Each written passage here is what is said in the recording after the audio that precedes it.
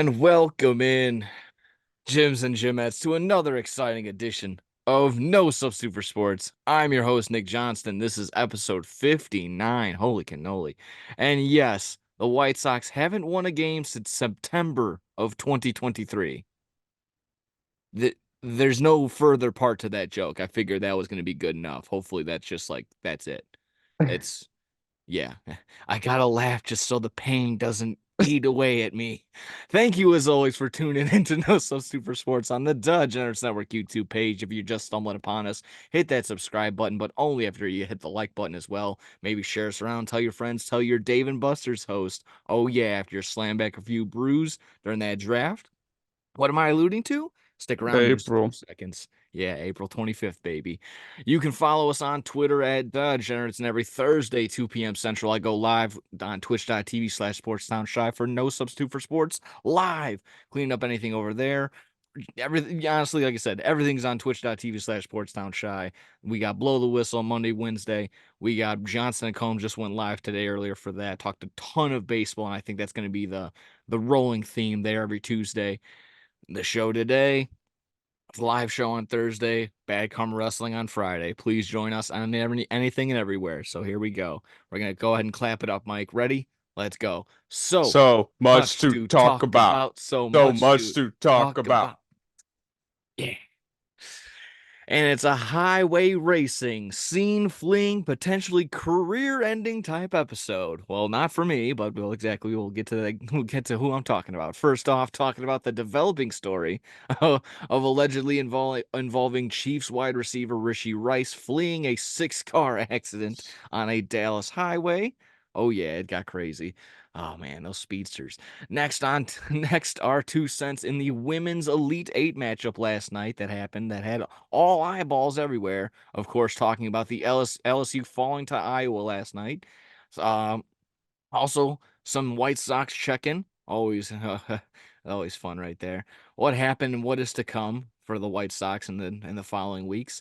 Finally, WrestleMania 40 is here, breaking down everything there match-wise, and CM Punk opened his mouth once more. So all that, tons more in between. But before we get underway, let me introduce to you my friend and co-host, the founder and CEO of Fat Cat _ Streams, and that's with a Z. Mikey J. Fat Cat, how are you doing tonight? Uh, Doing great, man. Thanks for that great introduction as always. Deserve it. Been I appreciate it. You're always killing it with these blasting everything through everything. Uh, it's gonna be a great episode. I'm ready to get going. It's been a good day and let's get her done here, man. Yeah, Let's do it. solid day. Always, it's bipolar with the weather as it always is right now around Yeah, this time. I think it's snowing is somehow in the line of fire. I guess coming up in our way, but it is what it is. That's what happens. yeah, you Yeah, can never know what it's gonna be over here. yeah. It's I did see the be a man post. He goes, "Don't never check the weather app. Just go outside, prepare for just dress up in whatever. Be a man." Yeah, sometimes I just feel like that. It's like, am I gonna go out in this my shorts and my hoodie? Just gonna go ahead and give it a shot. Yeah, I guess that is how it is. Sometimes you just gotta say F it. Exactly. So, well, maybe these are apps. Maybe it's just the NFL portion of what it is. There's not very much going on. Oh, there isn't very much going on. A lot going on in the wrestling world. WrestleMania 40. This will be the last time we're able to speak before we get underway. Gonna split our time. Gonna go Saturday. Gonna go chill somewhere else, and then we'll can reconvene on Sunday for what I guess the ending of the story. Who knows? We'll find out, I suppose. So that ought to be fun. Yes, Like I said, I sir. got some NFL, we got some college basketball, women's college basketball, if we need to be more specific. MLB would be sticking mostly with the hometown teams. Like I said, definitely talked about the White Sox earlier today on Johnson and Combs, so make sure you check that out. We can play that back, and then, like I said, wrestling. But let's start off with the Rishi Rice incident, I suppose. The hit and run. How's that sound? We'll go ahead and Yeah, we can get start that with that. underway. Just kind of get the hazier things out of the way, I suppose. Yeah, this was crazy. I honestly didn't think this a couple of days before April Fools, but we didn't that didn't even put two and two together. Yeah, the news reporting and allegedly Rishi Rice a part of a 6-car pileup accident that happened. There's actually dash cam footage of what you're seeing right here behind Mike. Uh, but yeah, this is absolutely nuts. And I know beyond the memes of just everyone freaking out, it's like another AFC West wide receiver messing things up. It's just yeah, ultimately, above all, no one was killed, so that's fine. That's absolutely what you'd like to hear from it. But boneheaded decision without a doubt. You don't need me to sit here and tell you, and not gonna have anything new other than the simple. What are you doing? Why you got it? Why? Uh, it, I did like listen to the Pat McAfee show and those guys kind of had just basically essentially what everybody else had would have take wise. Like, you're a kid that young. Yeah, how many other people are going to be able to tell you no in that sort of situation? But yeah, definitely boneheaded.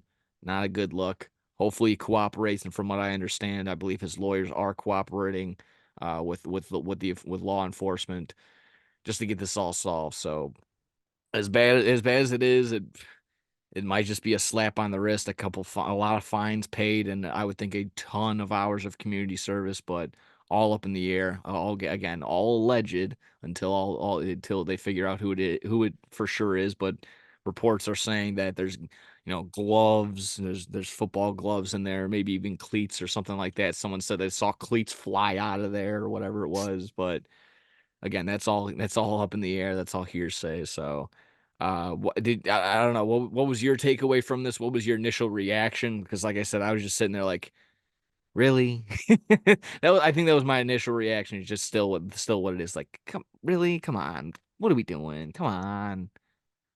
Yeah, it's just unfortunate when you're in a pro position like him. I mean, on a amazing team like the Chiefs, you have Patrick Mahomes as your quarterback. He's young. I think he's only 23. He's younger than us. I mean, he's got a ring already. He's making millions of dollars. Millions of dollars. Millions of But dollars. it's just like why even do something like this? And let's go street racing.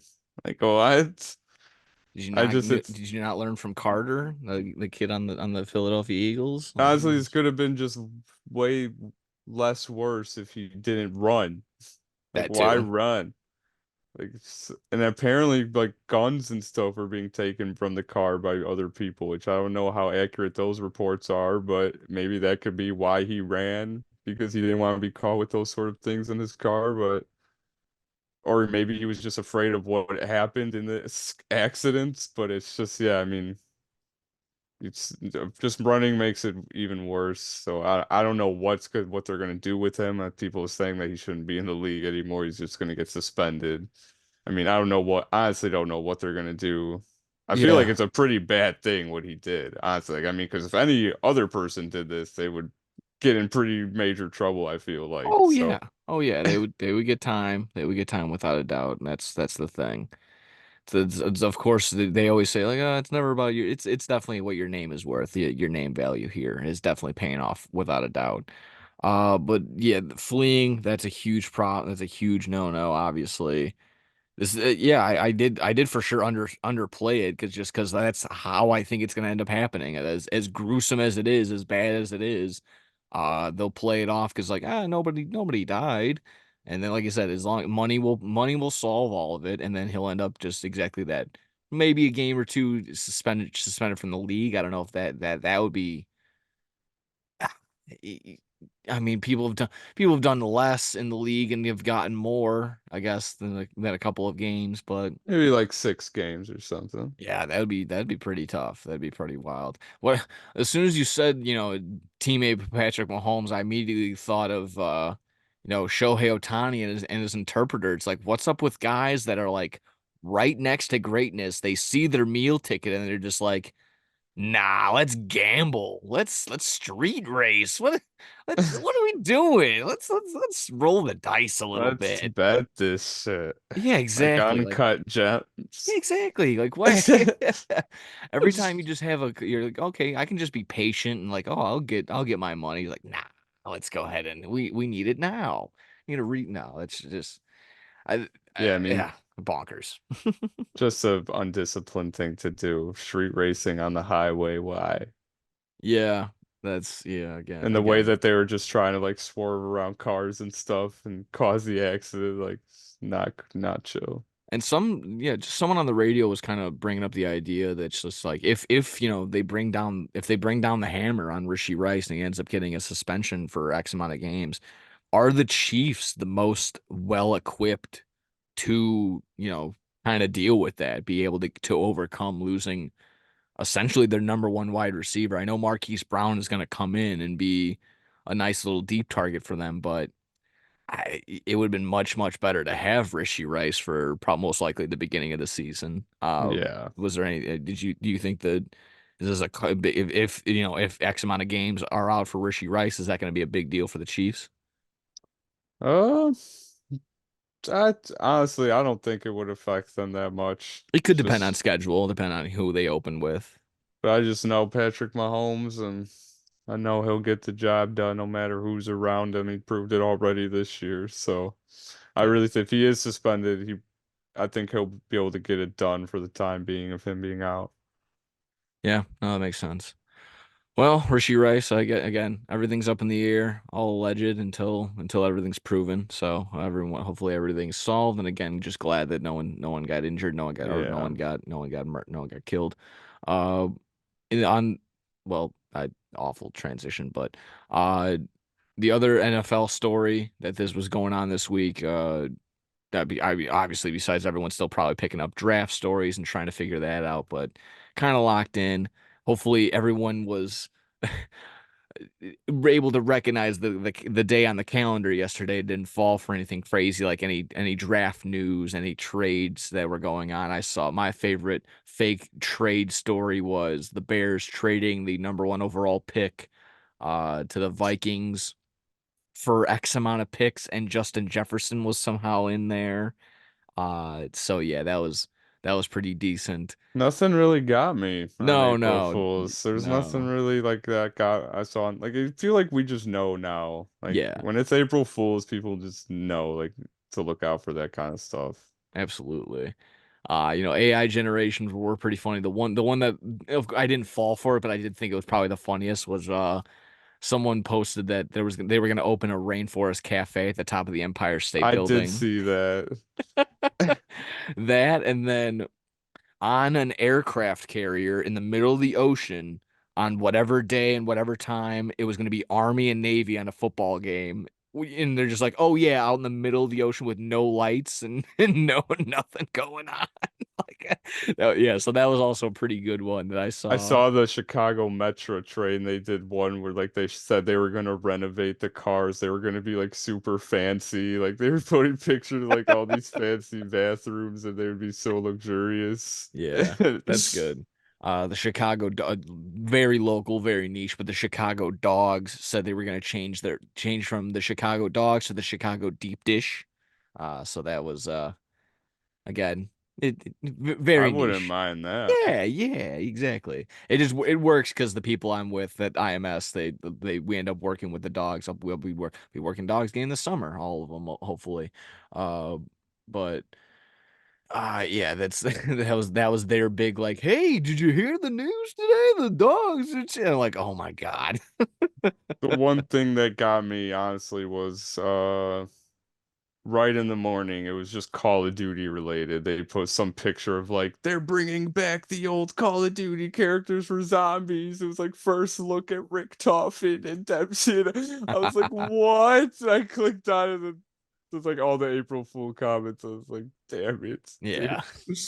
And then for collectors like myself, on Ringside Collectibles even gotcha. They put up a picture of an empty John Cena box and it still had the title belt in it. And it just said, click on the link, 1 of 500 exclusive John Cena You Can't See Me edition.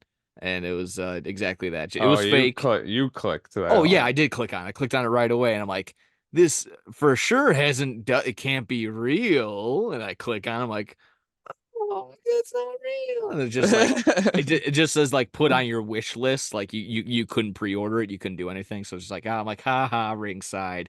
You got me. You're But funny. is it?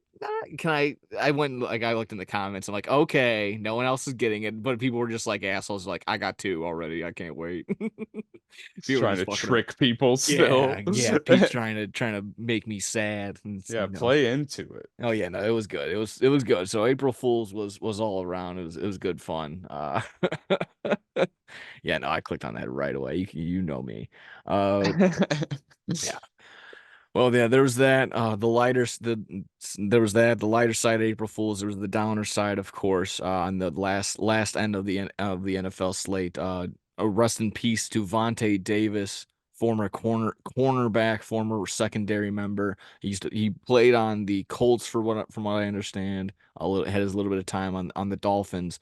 Uh, Darius Butler and Pat McAfee on the Pat McAfee show yesterday were reminiscing and just talking about how funny and how interesting that Vontae Davis was, and they spin zoned that whole retiring at during halftime. And I recall, at that time, I was like very pissed off because I was like, you don't do that to your boys. How are you gonna leave your guys in the trenches like that? You're down however much, and I'm just sitting there like now all their teammates are coming out of like how funny that was, and they just like, well, like. I can't be mad if they didn't care. Like that's fucking hilarious. That there's like doing impressions of Vontae Davis. And I hopefully I'm not being disrespectful when it's like they're just like doing a high pitch like I can't keep up no more. It's just like they're dying laughing at the just remembering this. So I'm just like again I had to go back and be like, well, can't be mad. So rest in peace. Unfortunately, passed away at 35. I see, from what I understand, found unresponsive at his house. So, no clear cause just yet. He is the brother of tight end Vernon Davis. So, if anyone remembers that name, fucking monster of a target, great tight end, one of the most underrated tight ends of all time. So super unfortunate. Condolences to the family, without a doubt. But yeah, besides his retiring midway through the Bills game, my favorite Vontae Davis is what Pat McAfee talked about it right at the beginning. He gets cut or I think he gets traded by the Dolphins, and immediately, split second, he just goes, "Can I go? I'm gonna have to call my grandma. Can I call my grandma?" It's just like, well, all right, yeah, you can call your grandma, yeah, sure. Just well, let's go ahead and call the team first. We'll get your manager first. We'll go and get you suited and go over to. I think they were trading him to Indianapolis at that time, so it was just it's so quick and so funny in the way that people were doing it. So again, very very unfortunate. It sounded like people lost a funny man, a good character, and a good teammate. So people again, you can hear the emotion throughout the episode.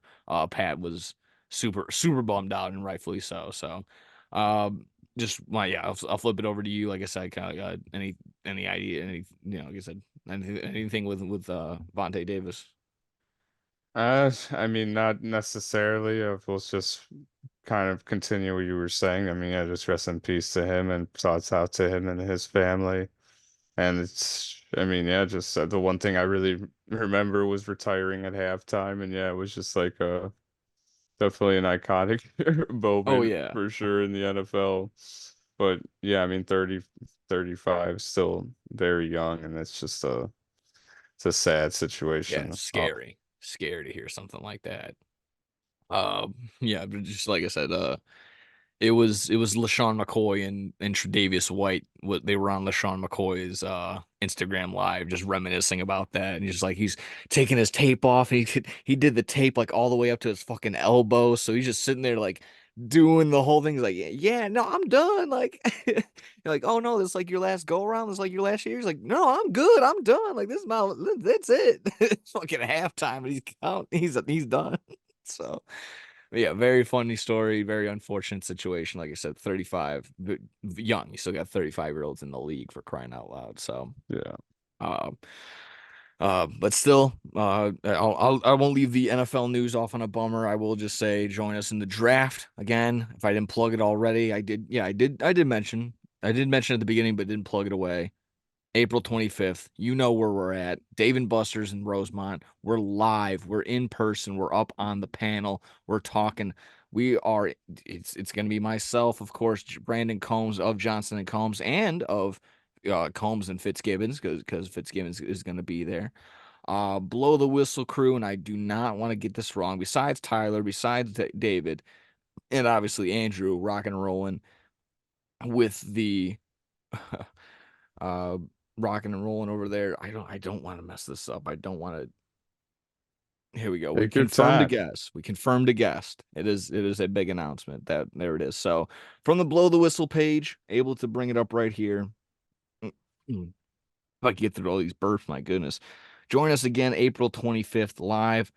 We're going to have Ernie Scatton. Ernie Scatton, you've seen him from WGN. Also, he is an alumni over at Illinois Media School, so that's going to be fun to have him up there on the panel. So join us up there, Ernie Scatton.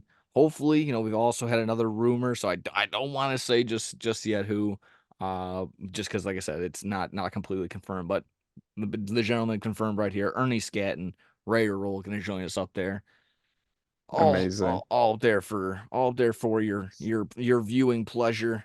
And like I said, join us. Bring the kiddos; they'll enjoy the games and enjoy some food. Enjoy a little, maybe a couple brewskis responsibly, and then we'll not don't heckle too much. We'll get to you. We'll probably have a live mic going around to for the people. We'll get your point of view. We'll get some interactions going. So that's the draft, April 25th. Get off the couch and get in to the Dave and Buster's over at Rosemont.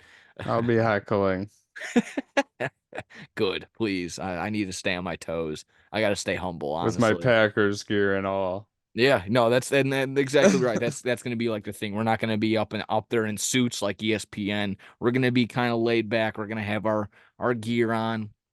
I think I might play a little bit multiple jersey, multiple gimmicks because I have a couple of jerseys. So might bring the right. I think that's just because I want to humble brag and show off the jerseys that I have. But it will kind of be funny to just be like, oh Nick, like now you're a what? Now you're what fan? You got your Jags jersey? Oh, now you got your Lions jersey on? Oh, Jesus Christ. So I feel like maybe that'd be a funny bit to do, but it is what it is. We'll figure it out as the time goes by. So Ernie Love it. Scadden joining us. Ready to rock and roll. On to some other news and other fun games, other fun stuff that was going on just yesterday, honestly. I mean, it's picking up to be a fun time. I've enjoyed, even though the Sox haven't put together a win, been enjoying just baseball being back in general. Final Four and Elite Eight all shaping up on the women's and the men's side of the bracket. That the men's bracket should be picking back up what, Thursday or Friday? I'll have to double check. Uh, but exactly that. Yesterday, with the talk of the town was Iowa and LSU. Caitlin Clark taking on Angel Reese and all that fun, all that whole squad.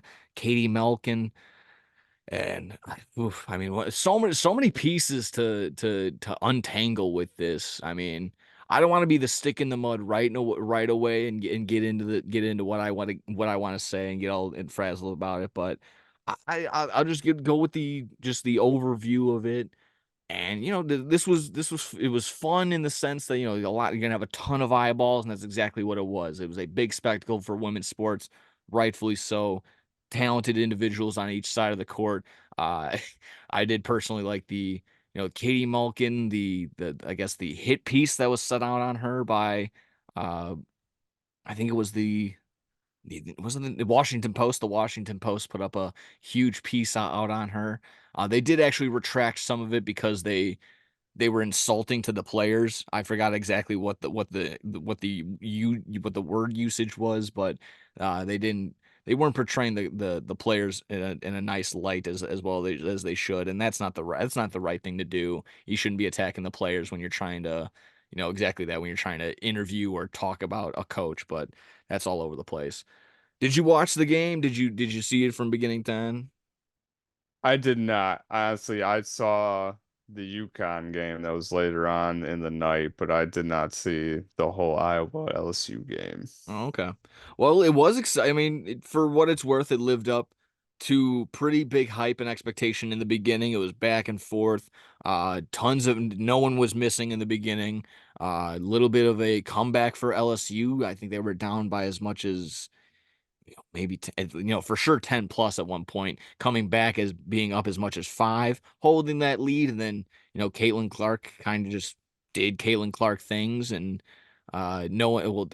I kind of attested to, Katie Malkin, the coach, wasn't coaching and didn't recognize that Caitlin Clark, with the ball or without the ball, is going to be the most dangerous player on the court. So maybe guard her. I don't know. Get someone to guard her.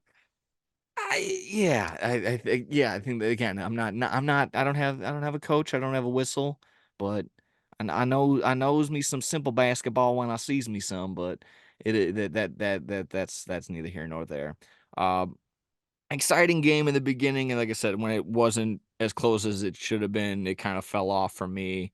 So it was in the background. I was kind of on my phone, but it was still up there, and I was also flipping between Raw in this game. So it was the last Raw before Mania. Yeah, yeah, Yeah, gotta check in. Yeah, of I gotta see The course. Rock whipping Cody in the back with a belt once more. You But cry babies. more on that later. Uh, yeah, I mean, this was for the spectacle. If people wanted to say that this was a big event, and it was a ton. It's gonna have whatever, however many eyeballs, viewership it was, it's big. But my only thing that I'm gonna say, and I hope everyone just pulls back a little bit.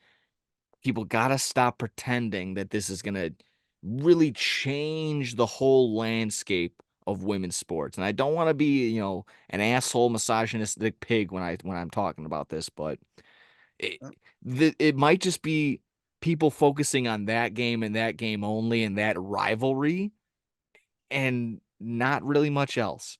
Because they're gonna say, "Oh, all eyes on women's basketball." Well, for 5 games, they didn't even recognize that the 3-point line wasn't measured correctly. So you can't really say all eyes on on women's basketball when you're just like bumping. It, is that right? Or should we get the tape measure, Joey? We're going out there, and then yeah, exactly like that. You went through an entire Sweet 16 set of games before they like, yeah, no, that's off, man. It's visibly there, but again. I don't want to take away from the talent that's there. For what, again, I hope it is some sort of like long lasting rivalry or whatever, just to have eyeballs on it and be somewhat exciting. But I just don't think that's the case, and I don't think it's going to carry over into the rest of it because watching this game didn't make me want to watch other games. I just wanted to see the outcome of this game, and that was that. And I'm sure that there's going to be people like me. I'm sure that I'm not going to deny that there's going to be a big batch, a vast majority of young women that are going to see this game, see Caitlin Clark, see Angel Reese, and be inspired to pick up a basketball. I would be very ignorant to say that that wouldn't happen. I'm just saying that a guy like myself, others that are in my age range, you're not going to gain a big, ginormous audience right away. It just might be the one off. If that's what you want, that's fine. But I just don't think that you're not getting a hardcore WNBA fan. You're not going to get a hardcore. You okay? I will track the next. I was just about to say you're not going to get a hardcore college fan. You probably could out of that. You might get a lot of Iowa fans after this. You're going to probably get a huge LSU following after this. But they're not going to make when you really get down. I'm going to be all over the place, but when Caitlin Clark says she's going in the draft, she's going to make $750,000 a year compared to Well, all. She's going to miss out on all that NIL money, all that stuff that she's in State Farm commercials and shit like that. That's being in the WNBA is basically going to be a hobby. It's going to be a secondary thing for her. Uh, so again, it's just hopefully, if this rivalry is as juicy as it is, and Angel Reese is in a good situation, goes on to the WNBA, and she's on a good team, and they can be in the playoffs. And the same thing with Caitlin Clark, gets on a good team, makes the team better, gets in the playoff, and then they meet again. Maybe that's going to be enough to get eyeballs and again a good viewership. But if I'm just not sold. That's just me. And again, I'm just some asshole. And anybody else can, but I just want people to pull it back a little bit and just be like, hey, maybe it was just that game that I was interested and not gonna be the entirety of it. So that's that. Again, I don't want to sound too ignorant. from it, and I'm sure I probably came off somewhat wrong. So I went very long, Mike. What were your other thoughts, questions, concerns on this game? Anything to pull away from that? I mean, please please put some holes in my thinking. I No, don't I mean, want. I think it makes sense. I mean, when the WNBA, they barely get paid anything. They have to go to like a third world countries. They have to go to other countries to make ends meet during the off season to even get paid. I mean, it's nowhere near the levels of the NBA, and they definitely don't have as many eyes as that. But I don't know. I think it's definitely a good step in the right direction because I've never really seen this much hype around women's Yeah, sports, at least in I this can't caliber. deny that. I cannot deny that. Just because I do see it on social media a lot, and it's definitely made me. I mean, me personally, I've been a Paige Buckets fan on UConn. She's been hurt for a year, but when I saw that she was back, she was cooking it up. She looks like But that Evie girl on Instagram, the one that gets all the she nasty comments. does. She does look like her. That's I hilarious. noticed that and I can't unnotice it now.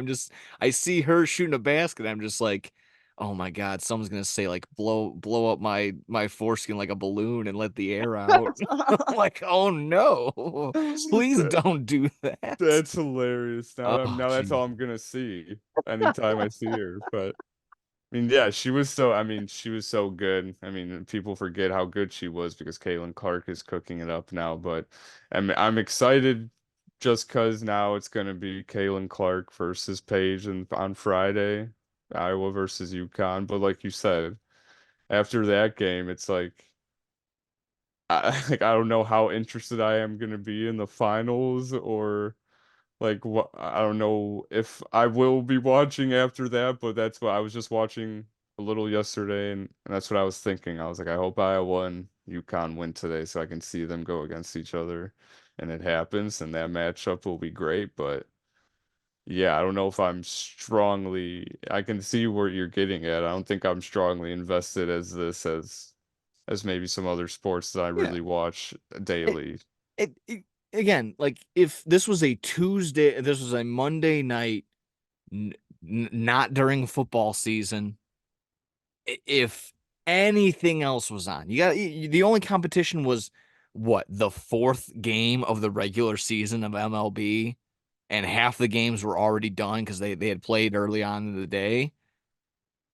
Again, it was a great time slot, a perfect time slot. You were going to get maximum eyeballs on it, and again, Yeah. you were probably going to get a huge number regardless of who it was. You know, people like some people even did want to say like, oh, Monday Night Raw was on. Like, they're probably just going to get their 2.5 million viewers that they already get. Like, that's it's going to just stay where that is. I don't. And if you're like, again, if you're like me, you're probably just going to flip back and forth, and the number's going to stay the same. So. Yeah, I mean wrestling just isn't as prominent as these kind of things, Yeah, sadly. absolutely, absolutely. But like I said, I hope I don't sound ignorant when I do say that. It's just like it's that spectacle was that spectacle, and it was special in that moment. I'm sure there will be people that are inspired because of it, and I'm not going to call you a name, and I don't think you are less intelligent because you like that moment or you became a fan of it. I just don't think that it's genuine from a lot of people that are just like, "Oh, this is gonna change everything." I just don't think so. I don't think so. I hope I'm wrong. I hope I am. I hope there is more eyeballs because again, to be fair, I think there could just be more people invested in it now because of gambling implications and the gambling accounts. And you know, I mean, I got cooked. I had LSU plus 110 money line. That's what happens. One of the first post I saw, I mean, I watched the game, but one of the first post I saw was from who else? BR Betting. Congratulations to Caitlin Clark and the Iowa Hawkeyes for covering -2.5. Hmm. Okay, I guess that's the post. Not congratulations into getting into the Final Four. Congratulations on covering 2.5.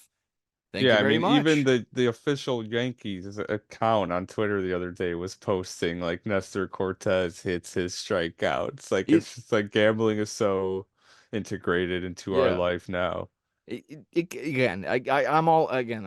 I can be. I'm more than okay with being wrong in that sense. Like I said, show me for every hardcore diehard WNBA fan that just became one yesterday. If you find me one of those, I can show you probably 10 people that were just betting on the game, that were just watching it because there was nothing else on. That's probably my point to this. So again, I hope people will enjoy. For the most, like I said, for the most part, I enjoyed the game. And then when it became less competitive, like all ball games, I tuned out. I was on my phone. I flipped to other things. So it that's that. I mean, again, if the Sox were in contention, I probably would have been watching them. But Yeah. that's just because I'm a diehard White Sox fan, as I wear my Colorado Rockies gear. Uh, that's just because again, I was poking fun at some Cubs fans today at school, so that's that. Did you have any final thoughts lingering on just? I know we were more on the Caitlin Clark side of things, but anything even on Angel Reese and the LSU team, anything in general. No, I mean the only thing was they walked off the court during the national anthem, so good thing they lost. Oh, really? I Yeah. didn't see that. People were just trying to make that really a big deal too, which is like, oh, whoever loses, how are they going to handle the loss? And I mean, for what it's worth, I think both teams handled it correctly. They both Yeah. they both got in line, and they just both dapped it up and figured it out. And I can only hope and think that behind closed doors, maybe Angel and Caitlin Clark, like they said, they're friends. Maybe they text and be like, "Hey, uh, for the sake of us both maintaining face, we need to do this." And they were then hopefully the other was just like, "Yeah, please for the just doing camera stuff." We're just hug it out no matter what, please. That's it. So congratulations to Caitlin Clark. Almost just three rebounds shy of a triple double, 41 points, 12 rebounds, and 7 assists. Angel Reese had herself a game. She had 17 points and 20 rebounds for crying out Wow. loud. What a day. But unfortunately, yes, losing. I believe it was 94-86. Yeah, high Uh, scoring. yeah, definitely. Like I said, in the first quarter, first like 5 minutes of the quarter, no one was missing a thing. It was crazy. It was like 20-22, almost immediately. Uh, but yeah, like I Amazing. said, just it is a nice gesture. Won't deny that. But yeah, just it's gonna be fun. It's gonna be fun. But Yeah, and, it's and just it's go ahead. exciting to see sports. They're just exciting. I mean, it's when they're hot like this, even as women's sports can be as exciting as the men's, that's exciting. So, Yeah, yeah, exactly. Hopefully, yeah, just get hyped. I just want to see good sports. That's it. That's all we yeah, it want at may the end of not the day. happen all the time, but if there could be these moments that we could have games like this, we'll be why sports fans we're watching. Absolutely. Well, from some games that have some hype or a ton of it to probably a ton of games that are going to have none. Let's talk about the White Sox. Let's rip off this Band-Aid. Oh, I know. I know. A little White Sox check-in if we're good on everything right there. There we yeah. go. Yeah, let's do that. So White Sox. White Sox. Hey, the White Sox. Yeah. Looking brutal. Looking brutal as we expected. So to those that are like, oh man, the biggest disappointment of the year is the White Sox. I just ask you how. They were supposed to be this bad. No. Still no wins. Still no wins. And the game isn't concluded yet, so I'm 0-0 right 0-0. now. Thank I you have very it on my much. little TV. If you ever see me, maybe I'm looking like Panning this. over, panning over to your left, panning over to Yeah, your it's the right. White Sox. But there you go. My takeaway from the very first game was just the season won't be so bad if the game flies like it did in game one, where it was basically a 90-minute game. That was awesome. Yeah, one score, got in and out, finished like 30 minutes before all the other games on opening day. So that was fun. We lost, but Yeah, exactly.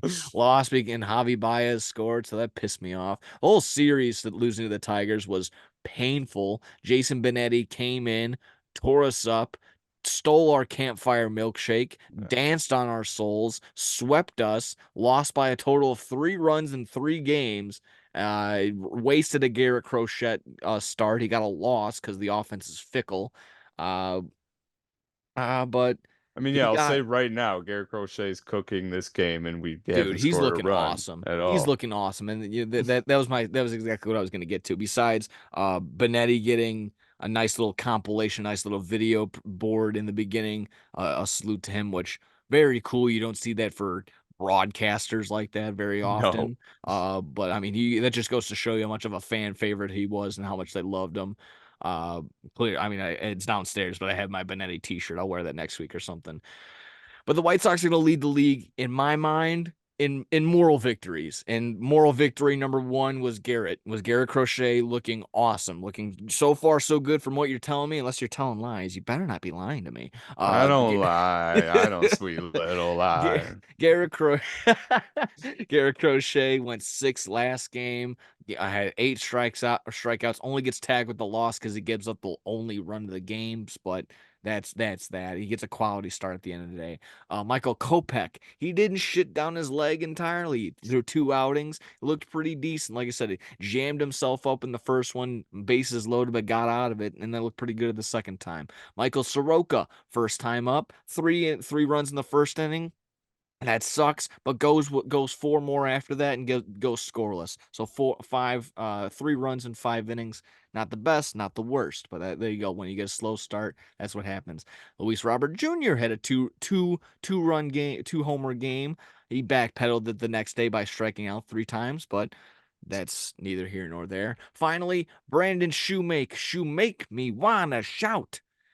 God, that was fun watching him getting You should his make first me White wanna Sox. shout. Yeah, there you go. First White Sox AB is a home run. If I'm not, I believe that's what it was. Yeah, his first major league hit was one and went over the fence. Absolutely. So loves that. Loves seeing that. So hopefully he gets to enjoy a couple more, uh, a couple more just reps at shortstop. Paul DeYoung also homered, but in a loss on the third day on Sunday to the Tigers. But man, oh man, besides that, exactly that. The campfire milkshake might be the MVP of the week of the I year. love that. You said I the Taylor Swift of the Yeah, White exactly. Yep. Sox. He will be our Taylor Swift. And if that doesn't make sense, it will be because the camera will pan to that campfire milkshake at least 6 times throughout the day, throughout the game, just like they would from Taylor Swift throughout a Chiefs game. So I'm not gonna lie. Was telling my brother, I was like, I might just go to a Sox game just for that Oh yeah, alone. a lot of people are. They keep saying on the broadcast like the line is around the door. It is very very much so. Don't get deceived by the people that are like, "Oh, it's for a club, it's a stadium." That's just what it's called. I think it's just called like the stadium. It's only in the Vizzy View bar or something. I followed this guy on There's two TikTok. places. Yeah. Yeah, but he said he was showing me like there's the line for it is so Yeah, long. Yeah. you don't need like a special membership to get into these places. One of No. them you do, I think, but the other one's open. Like you can just go. These are just the names of the places. Just sounds, mysterious and like that just because, that's just how it is. But uh I need one of those. And you get to keep the cup too. yeah, exactly. I'm all for free shit like that. But a $15 milkshake, that's gonna look good. Oh, And someone told me today, they're like, it's not gonna look like that when you get it. I'm like, bro, they show it on TV. They show people making it. It looks like how it does in the picture right in front of my face. How are you gonna tell me it's gonna look different? Like, shut up. You're just a hater. no, He's a Cub fan. they all He's a look Cub like fan. that. The person that, All, yeah. oh, of course. Yeah. But no, they look at, yeah, exactly what you were saying. They all look exactly how they are. They got the little chocolate on the outer brim. They got the torched up little Hmm. marshmallows. They get your Hershey bar in there. It's gonna be, oh, Yeah, I'm going. so fucking it's gonna be so good. I don't care. It's the post that Chicago White Sox Mike fan that posted. He goes, I don't care. They're gonna be losing 14-2. I don't give a fuck. I'm gonna be hit. I'm I'm gonna gonna have two of I'm gonna them. have fucking two of those bad boys. Use that picture for however you will, ladies and gentlemen, if you want to Photoshop that. Uh, That's exactly that. I can't amazing. If fucking we wait. get two, I'm literally gonna get two of them now. I didn't even think about that, but yeah, I'm getting And two. you're waiting in that line for 20 plus minutes. You're gonna miss fucking 3 innings. You might as well get two. Uh, and I'll lie. I'll bring up Yessie with me. I'll be like, yeah, yeah, two. She's like, oh, you're getting me one. I'm like, yeah, I'm getting you one. Yeah. I'm just gonna look at the guy making it and be like, two for No, no, no, no, no, no, no, no, no, no, no, no, no, no. they The do play that. White, They play that all the fucking time, don't they? White Uh, Sox are losing 16-0. I've got my campfire shake. uh, but so I mean, even then, I'll get to the. How about the broadcast booth? Are you digging the I new? like the new guy. I don't want to. I don't. What's his name? Just so Uh, you I'll don't look know it it. up really I quick. thought you might have known it, but yeah, I didn't want to just start with something random out there. But I like the young guy being, and I like just. It's always just been Jason Benetti and Steve Stone. I feel like it's nice having just a younger guy in there with John Steve Stone. John Schriffen. John Schriffen. Schriffen. I believe John it. Triffin. I believe it would be Schriffen.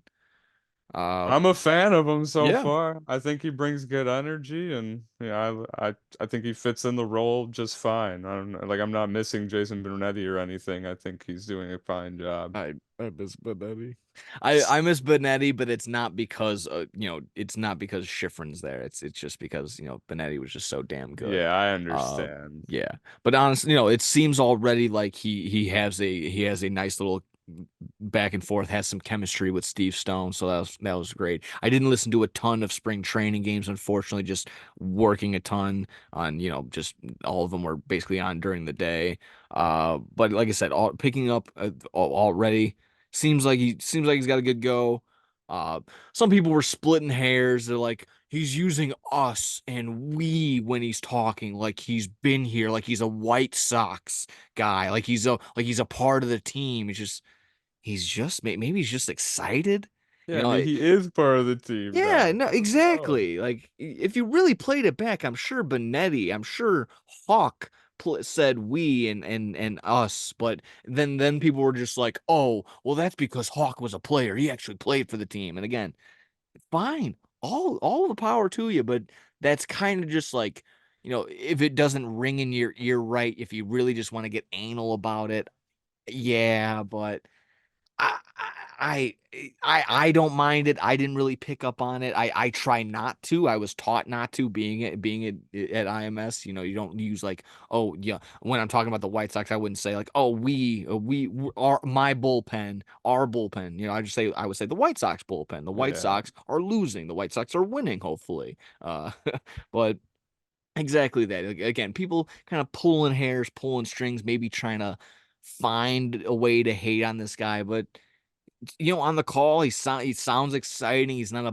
bore, and he seems like he actually knows what he's talking about. So far through 4 or 5 games right now, I mean, if it means anything, he's got my blessing. So that I don't mind that.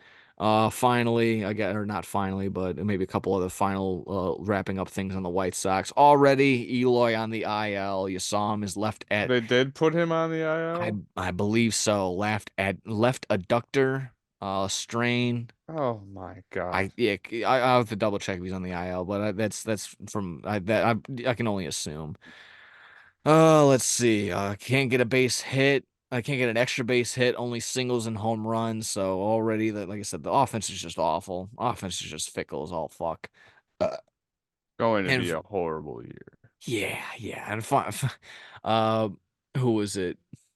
They go. Is it more likely?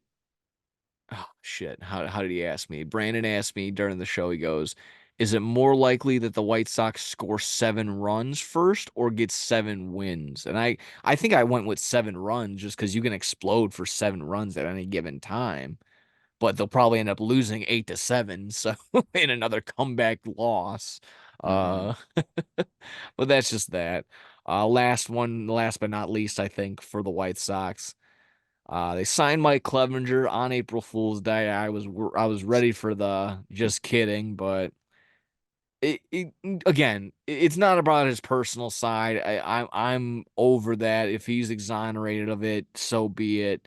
I'm glad it's just not Trevor Bauer. He's just a little bit of a fuckhead for me, but uh, Uh, It's exactly that. He's just going to be an innings eater. That's that. If he's not going to come in and be your Cy Young guy, he's just going to be a hopefully an 8-8 guy, gets 8 wins, 8 losses, gets in and out nice and clean. Hopefully he doesn't fuck up everything. So, That's all you can hope for. yeah, I'm not expecting much at all, but good for him getting, I think, like 1 year, 12 million with basically all of it guaranteed. So go get your money, bud. As long as you, like I said, don't do anything further off the field, keep your nose clean and just help out. Do exactly that. Help out and don't hurt anything. So He did all right when he was on the team, so I mean, but I just don't. I feel like we're not in a like we don't need to sign anyone. Just let the young guys pitch or whatever. I don't know. I don't really feel like we need him right now, but whatever they think is best. yeah, yeah. It's like I said, I it just need somebody. He just needs maybe just a bullpen guy. I don't really know, but might be better than throwing out Chris Flexen and Nick Yeah. and Nick Nastrini. I mean, yeah, I could barely. It was sad. The other four starting pitchers, I don't think I had any idea who they were after Hey, it's Garrett it's coached it. it's Eric Fetty Wap season. I'll tell you that much. I don't care. He was He great. even had a nice outing too.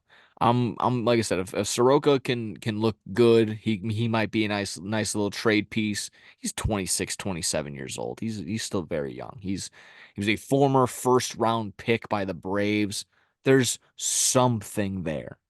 There's something. I know it's the idea that, if the Braves gave them up, they might have given up or something like that, but you know, they just have a really fucking phenomenal core and might have just wanted to build on that, and he was just the last guy out. So I don't know. You could think about it that way.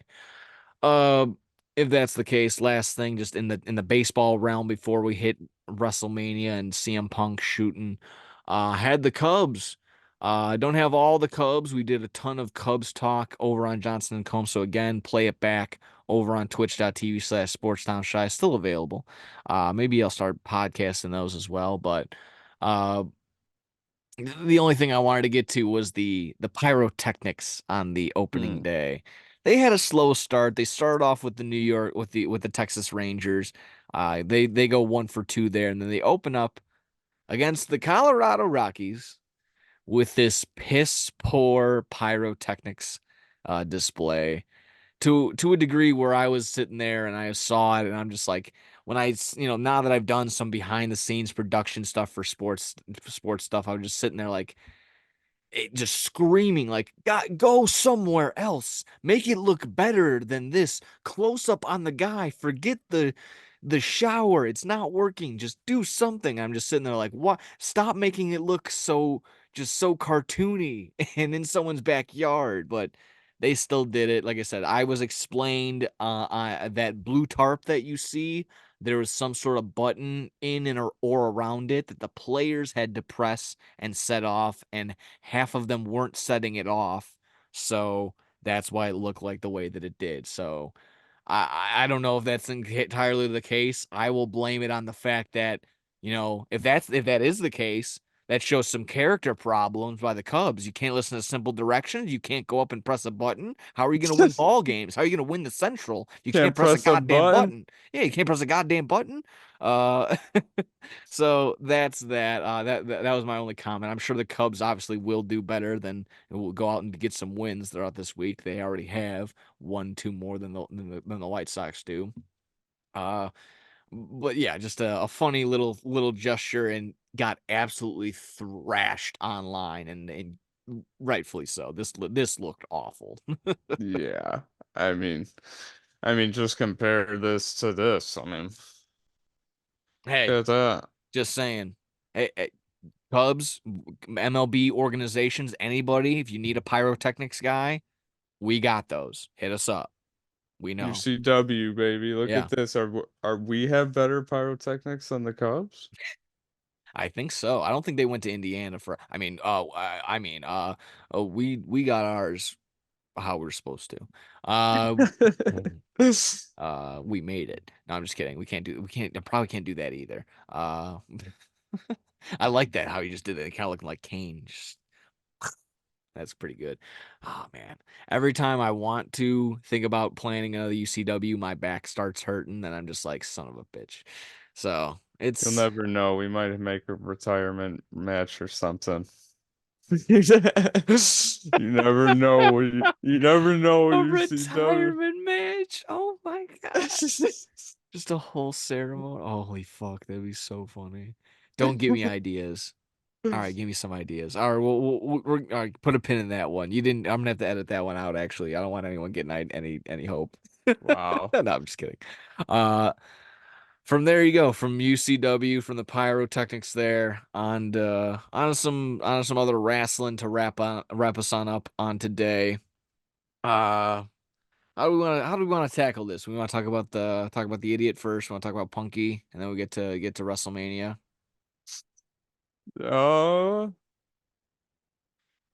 yeah, we could talk about Punk first. All right, might as well again rip the band-aid off just in terms of in terms of this thing. Yeah, I mean, if you haven't heard, saw, or seen, smelled the shoot, CM Punk on MMA Hour with host Ariel Hawani. So two guys that have a problem with AEW, have a problem with Tony Khan in an interview together, talking about their former company, talking about that former company. Nah, not going to be biased at all. And it clearly wasn't, as CM Punk went in for about an hour, completely shot on AEW. Everything from Tony Khan isn't a real boss. He's just a nice guy. To they're not there to make money. They're just there to have good matches. All of that. There was the outpour from the fans, just simply saying he just confirmed everything we already knew. Hurry, hurry, hoo. Uh, yeah, and it also kind of confirmed everything that Adam Hangman Page had already said, kind of already confirmed that everything that John Moxley already said. Basically, just kind of confirmed that, going from the beginning of the episode saying like I'm not a hostile guy. I'm not a guy that hurts people to yeah, I choked him out a little bit. Samoa Joe had to stop me, and then I quit immediately after. But I'm not. Yeah, it's that's me. That's not on me. The fuck, dude. Uh, again, just having to bring up the brawl out, having to bring up everything from All In, having to bring up Jungle Boy Jack Perry.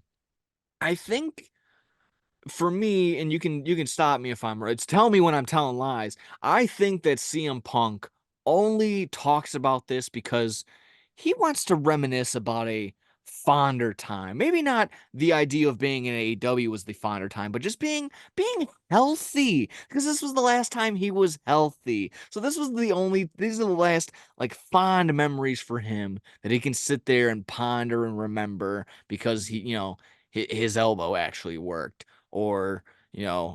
I'm surprised when he every time he's on his Instagram story and he shows all those pages, those stacks of signed autographs that he puts. I'm like, I'm surprised he doesn't get another month for spraining his wrist for all those autographs that he signed. So, fragile mind, fragile ego Punk out there once again, just do exactly that while he's on the shelf, stay relevant, and try and bury an entire company that has still a couple of, maybe still a couple of his friends in there, a couple of the people that, he said he would be the voice of the voiceless for, and now he's just burying them to all fuck, saying that they're in this cartoony, audience, internet audience based wrestling company.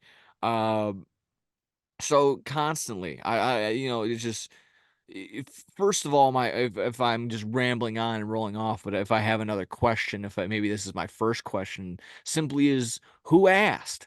Who asked you, CM Punk? Whoever asked you of your opinion about Jungle Boy's usage of glass, about everybody else's matches that were going on? Because, is from what I understand, you were signed as talent and not management, and I think that's ultimately what you're always wanted to be, and that's what you're loving about WWE now above all else, and that's why you can just accept all of you can just become the yes man that you are now. That you simply are just a WWE fed yes man now because you sucked up. You sucked the right dick, and now you're in the right position that you are. And eventually, because you got in that little fight with Booker T over because He was supposed to be in line to get an NXT. Now it's most likely going to be CM Punk getting NXT because he's sucking up to Shawn Michaels in the right way, sucking up on Shawn Michaels' asshole. So he's doing everything right there in that sense, but in the process burning all bridges and just doing that,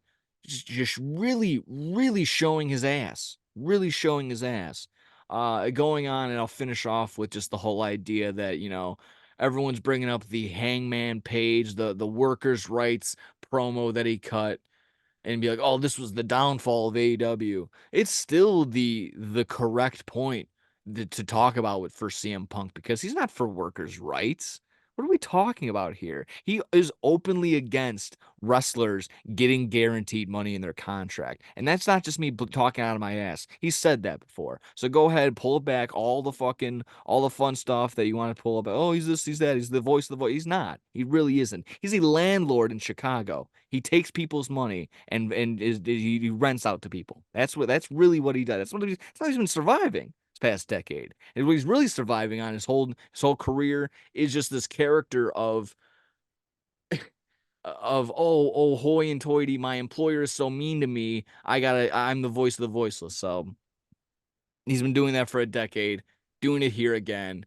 It's absolutely ridiculous. And for all the people that are applauding him and saying, "Oh yeah, AEW, they're the problem, not you." It's the same. There's other people on the other side that can still smell the bullshit through all of what he's saying. He's really good at not taking any blame.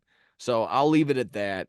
Mike, I went on for a little bit too long. What were your thoughts? What were your takeaways from this CM Punk shoot interview at this point? Yeah, man, I don't know what to say that's already been said. I mean, CM Punk just tried to go out and slander AEW as much as he could, saying everything that he possibly can. I mean, slandering Young Bucks, Kenny, AEW, Tony Khan, Dave Meltzer, which I mean, he is kind of dumb sometimes, but talking shit about reporters, people that make rate match ratings, all of this stuff. And then he says that people, and then they're friends with the wrestlers and talking shit about that. And you're on Ariel Helwani's show, who is a reporter and analyst, and he is openly friends with a bunch of WWE superstars.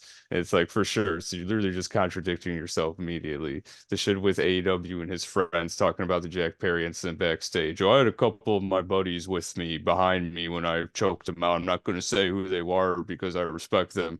But then you go on to say AEW is this trash company and no one should be working there, and they all still work there. So yeah, real big respect for your buddies, Punk. But and what else? What else? I mean, Jesus Christ. I mean, it's just he goes against I say this so many times and he's done it so many times. He's gone against everything that he's always stood for and he just goes back to WWE and then he just adds on to all this bullshit by talking all of this shit about this company that gave him a second chance when nobody else would, when he had no other shots. And now he's just sucking up to the right people. Like you said, he's back in a prominent position in WWE.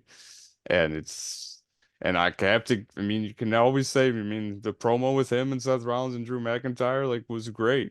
When he's in the ring, he draws money, and when he's out of the ring, he is just a piece of garbage the way that he acts and treats business. I mean, just all that stuff talking about AEW is just unnecessary, not needed. No one asked him to do that. He did it. Ariel Helwani probably just wanted Oh, to. he wanted more. He's like, yes, please more I can't AEW believe that slander. he said. I can't believe Punk said all of this stuff. I mean, it's just. Oh, I can't. He's a snake. He's a snake. It's as simple as that. And then The right paycheck is paying him, so he's gonna say what needs to be said. It's unreal. and talking shit about match ratings and Dave Meltzer and stuff. And then Dave Meltzer, just earlier, I saw him and who's the other guy that he's on the show with that Brian recent Brian Alvarez. Alvarez. Yeah, I mean they were just talking and I mean, I don't know who, you don't know who to believe sometimes, but I mean, Dave Meltzer was saying it's funny coming from CM Punk, a guy that apparently went to Dave Meltzer's house to learn about TV ratings because he never knew how they worked and asked him all this shit about match ratings, and then he openly talks shit about it. I mean, it just seems like he goes against everything that he stands for always. He goes behind people. I mean, he's a fake. He's as fake as it comes. He's I one of always the look, biggest hypocrites. And yeah, in a it's sea of, wrestling is, it built on carnival people, liars and thieves. He is one of them. He would fit right into the 70s, the 80s, the 90s role of what he's supposed to be, a carny thief, a liar, a backstabber. That's what Punk is. yeah. I mean, just again, I don't even know what to say. It's just fuck him, all that I think shit. he I still mean, brought up Colt Cabana stuff and shit like that, talking about how like Colt tried to squash it man to man, and he said yeah, straight up like, "I will never talk to you, not in front of a lawyer." not without a lawyer present. Yeah, and it's like, oh, for sure. So Colt Cabana tried to be a man and was like, Yeah, hey, can we put all this stuff behind us? And it's yeah, but like, some people no, will spin zone it the other way. They're like, "Oh, he's Colt Cabana is such the snake that CM Punk feels like he needs to have a lawyer present." Like, bro, come on. It's just, again, he is able to do exactly that. He is a wordsmith. This is why we say, he's one of the best talkers because he's able to do exactly that. He's able to spin zone it in a way and come out and put himself on this pedestal that like, hey, I'm not the problem. It's not my fault. It's not my fault that AEW basically pushed everything aside and gave me everything I ever wanted. And then I said, fuck that. After, he seems like again, the kind of person that never turns it off. Like he always is what his persona is, and like he always is talking like that to people, I bet, or he's like, I mean, he always, not always, I give him the benefit of the doubt. yeah, He's not always a piece of shit, but I bet when he wants to get his way, when he's like Shawn Michaels or anything like that, he's able to persuade these people I mean, he's a very persuasive person. You just can't deny that. yeah. And exactly that. I mean, I feel like I've been through that cycle of blindly following Punk and then pulling back a little bit and be like, wait a minute, that's not true at all. That's not what happened. But some people are just still, I guess, in that honeymoon phase of CM Punk's here. I will do anything to just keep CM Punk here and happy. I don't want him gone for another decade. I guess it's just that it just maybe all wrestling fans have that Stockholm syndrome, that abusive type relationship type mentality when it comes to wrestlers like that. I don't know. It's kind of fucked up. But like I said, it's this. I think no, I think you said it best. It was definitely the way that you put it was uh not necessary. Not no one asked him to do this. No one he willingly just like, hey, I'm just gonna wake up and talk shit about everybody that I've been a part with for the past two Yeah, I mean, two like, did the years. Young Bucks and Kenny or any of them go out and talk shit about CM No, Punk and they after all won't. this stuff? That's the best part. The Bucks, whether people know it or not, will have the last laugh. They will be either an in-ring gesture like they did when Punk left and Matt walked around and did the CM Punk trot. Just the fact that they're going to be able to perform within the next couple of weeks, months, years because they're not fucking all mangled up. They're EVPs. They have creative control. They're actually creative and smart when it comes to stuff like this. No matter how many Jim Cornette fans want to sit there and tell you they're just backyard indie garbage. And that was cute too. His little like, oh, I listened to the experience in the drive-through when he said it on Raw, and everyone got a Yeah. fucking hard on because, oh my god, he mentioned Jim Cornette on Raw. I can't believe it. Buddy, like it's not what it is. Again, that's just another whole nother fucking dark realm of fans that you don't even want to bother and get in with. It's just it's hysterical. This whole There's thing was only there's one thing that I'll say that Punk said that might agree with, but I mean, when he was talking about Tony Khan, he said Tony Khan is not a boss. He's just he's a nice guy. He's not a boss, and I could just see maybe Tony Khan can give off that vibe where he's gonna like Tony Khan doesn't seem like the kind of person that's gonna step up and be like, this isn't happening. I don't know. I don't get that vibe from him, and I can see where maybe CM Punk can get that from him because when he just seems like he's just a very energetic, nice guy to be happy in this situation where he got granted this, because he really got this money from the family that he's in, and he's Oh gotten yeah. this position where he can run a wrestling company. It's awesome. AEW is awesome, but he might just not have that edge of like doesn't seem like an intimidating person where like he'll put his foot down and be like this is like that shit ain't happening. But I don't know.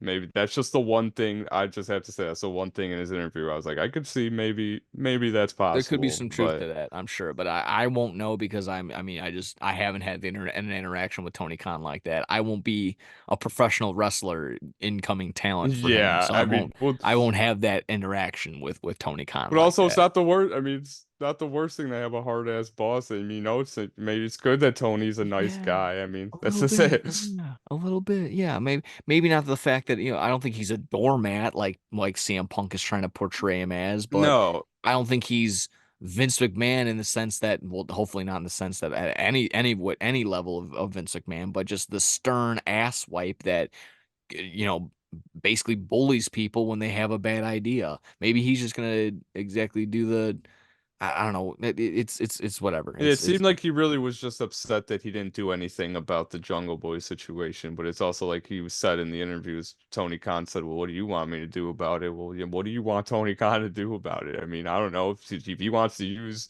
real glass, it's honestly yeah.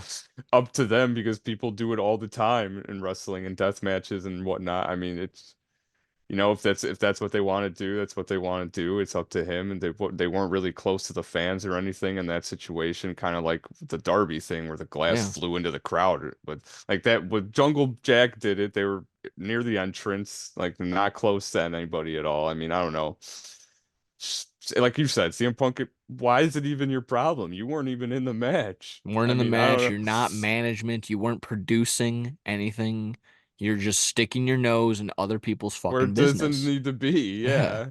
You're just being a nosy fucking nilly.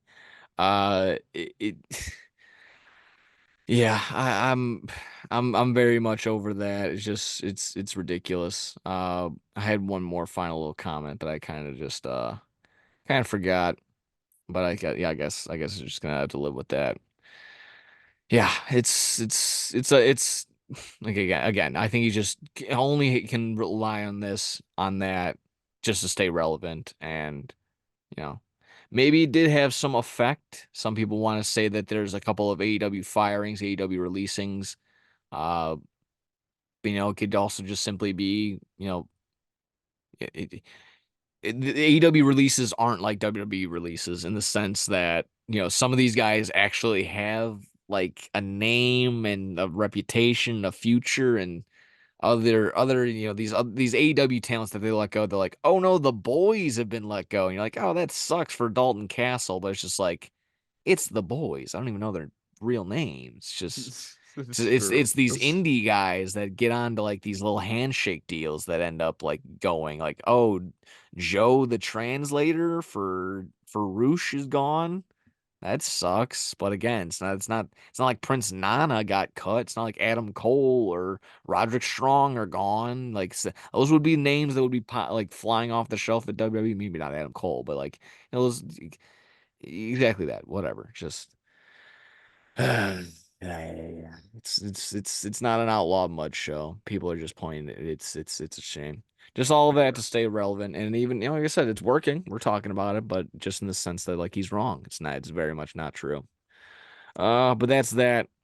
I want to leave off with a couple of minutes to talk Mania, WrestleMania, something that Punk. Well, he's gonna be somewhat a part of, just in commentary, but not no matches.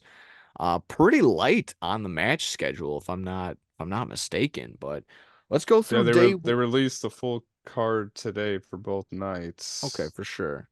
Let me go ahead and pull that up real Yeah, quick. about one, two, three, four, five, six, about seven matches night one, and one, two, three, four, five, six night two. So I mean, pretty standard, I guess. Yeah. If so you just think about if you put all this into one show like they usually would.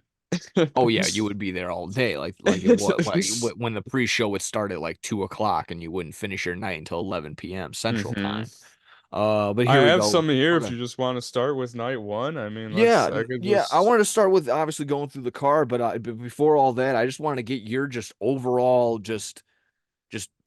thoughts on the buildup of Mania in general. Just maybe just the Rock and Roman, the Rock Roman Cody Rhodes buildup and all. How are you feeling? How's the anticipation for WrestleMania 40 for you? Just general. Um, I think it's pretty hype. I'm not over the moon about it, I would say. Like I'm not like, oh, I can't wait for WrestleMania this weekend, but I'll definitely be tuning in excited both days. And WrestleMania is always a special time, regardless of which company you're a fan of or whatnot, how much you're paying attention. I mean, you can just watch WrestleMania. You don't have to know the storylines or anything really. They play all the promos before the matches. They show you a whole storyline. You don't have to know anything and you'll be fully integrated in everything once you start watching. But I mean, it's a spectacle. I mean, you can WrestleMania has been around forever. There's gonna be WrestleMania 40. I mean, 40 years of WrestleMania. Uh, I'm definitely excited for it. It's not one of my most exciting WrestleManias, but it's definitely gonna be one worth tuning in for. I think I'm in the exact same boat as you as the just the hype is there for sure. I personally, I'm gonna enjoy it. I can't wait for a couple of matches, but this won't be the be all end all. This in my mind, I don't think this is gonna top other WrestleManias. There's potential that could be there, but there's only a handful of matches truly that I want to really see. And if we're gonna go ahead and get to all those right there, but just the overall build up for everything, I think that it's shaping up pretty nice. For you got Gunther and Sami Zayn. They've been playing that little Sami Zayn and Chad Gable like building up type of like that Rocky montage, working out, getting mentally strong and physically strong type deal. You got Jimmy and Jey Uso. You got brother versus brother. All and even a lot of build up with Rhea Ripley and Becky Lynch. Just Rhea Ripley being as viral as she is, being just being everyone's just like mommy. Everyone wants this goth princess. Like this is everyone's dream as a woman build. And then you got, of course, Becky Lynch, the man, going out in public, having the child. Uh, they were even out on talk shows, talking back and forth, bullshit, and doing the live event. So they're trying to make this like a big blood feud right there as well. So the hype is there, and of course the biggest one, without a doubt, Roman, Rock, Cody Rhodes, Seth Rollins. But for my money, for my mind, they're building this one up weirdly in the sense that Roman, even though he's the champion, He's kind an of getting afterthought. kind of getting thrown in the back seat. I How said is the it same that thing yeah, earlier. yeah, how is it that the Raw and the SmackDown to go off and go into Mania, it doesn't end really with, Roman stuff. It ends with a shot of The Rock. Like it has become all Rock versus Cody, and it's become The Rock giving the Cody the rub, the WrestleMania rub, whatever it is, the next man up rub that it needs to be.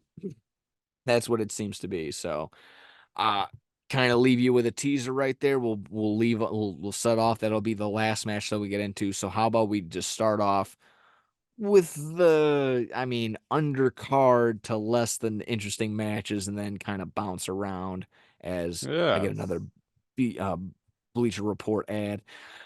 How about Rey Mysterio and Dragon Lee versus Santos Escobar and Dominic Mysterio? What are your thoughts on this one? I mean, I thought Dominic was in the Judgment Day. I don't understand why he's in this. It makes no sense to me. But Yeah, I was also getting that like Dominic's getting pulled in all sorts of directions right now. He's got the Judgment Day, so whatever tag team expenditures that are going on there, he's a part of that. He's with Rhea Ripley when she's out there, he becomes her manager, and then vice versa when he's in matches.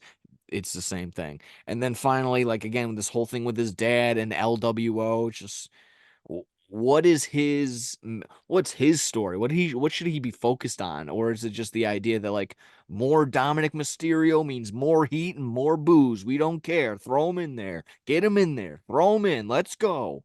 It's a lot. I mean, in terms of this match, I'm not very interested at all. I'm sure it'll be fun to see them jump around and fly, but it's gonna be a bathroom break match if anything at all for me.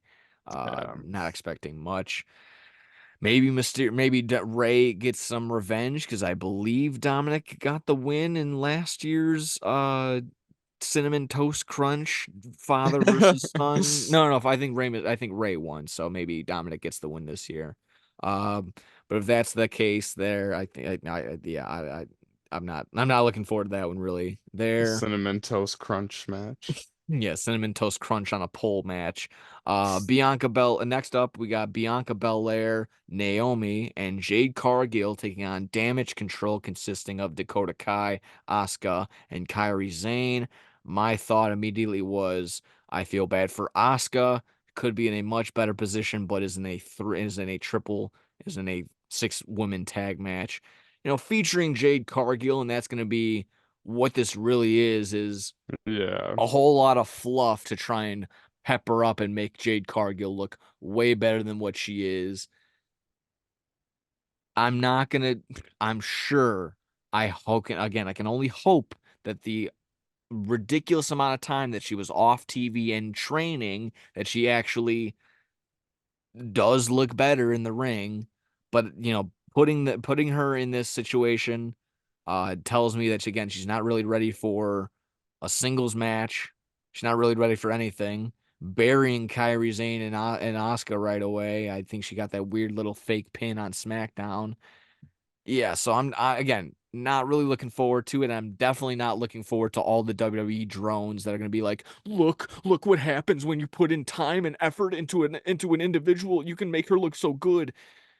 You're gonna again gonna blow it out of proportion, and it's not gonna look as good as it actually is. So triple six women tag match. Thoughts, questions, concerns? Yeah. It'll be pretty run of the mill, probably, but just a place to spotlight Jade, like you said. Yeah. Six pack ladder match. I personally think this gonna be again fun, but it could be a clusterfuck with the amount of people that are in the ring in the facility. Yeah. Judgment Day of Damian Priest and Finn Balor, Awesome Truth, Miz and R Truth, DIY, New Day, New Catch Republic of Pete Dunne and Tyler Bate, and A Town Down Under. I was trying to figure out if they had a tag name. They were going to be the only one that didn't have a tag team name, but there they are. A Town Down Under, Austin Theory and Grayson Waller. I actually really like the name of that tag. Uh, uh, that is the six pack ladder match for the WWE Undisputed Tag Team Champions. Who's walking away with the tag titles?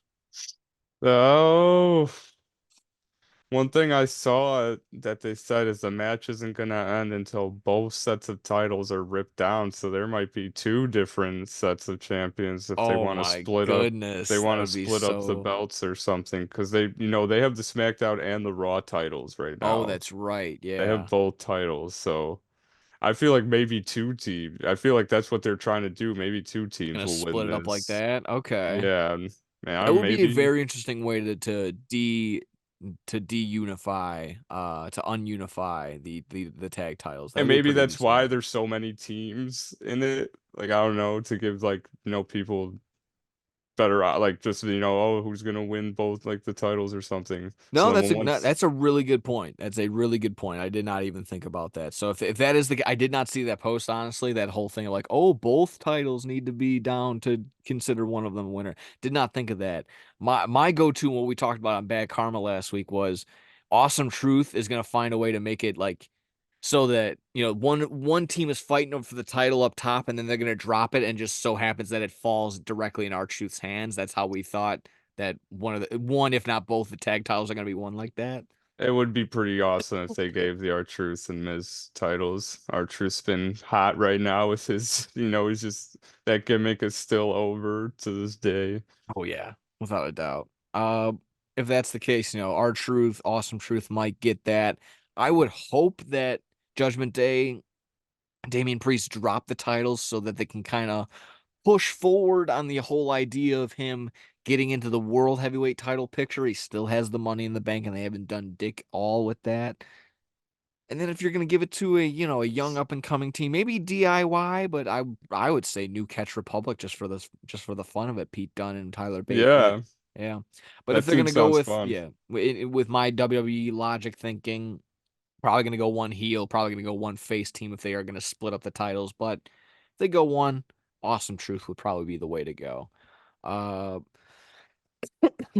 that's my thoughts there. Jimmy and Jey Uso, we got brother versus brother. Personally, it could have been a little bit more interesting, maybe if you threw a title belt on it, but could still get something out of this for sure. Jimmy and Jey Uso. Which Uso is walking away with this one? I'm sorry, you don't know which one which one is which, do you? I'm That's okay. I don't either. I think I think Jey Uso is the good one, so I'm gonna say him. Fair enough. Yeah, no, I'm gonna. Yeah, I think face Uso. I think that's gonna be the way I talk about these brothers. Face Uso will beat heel Uso.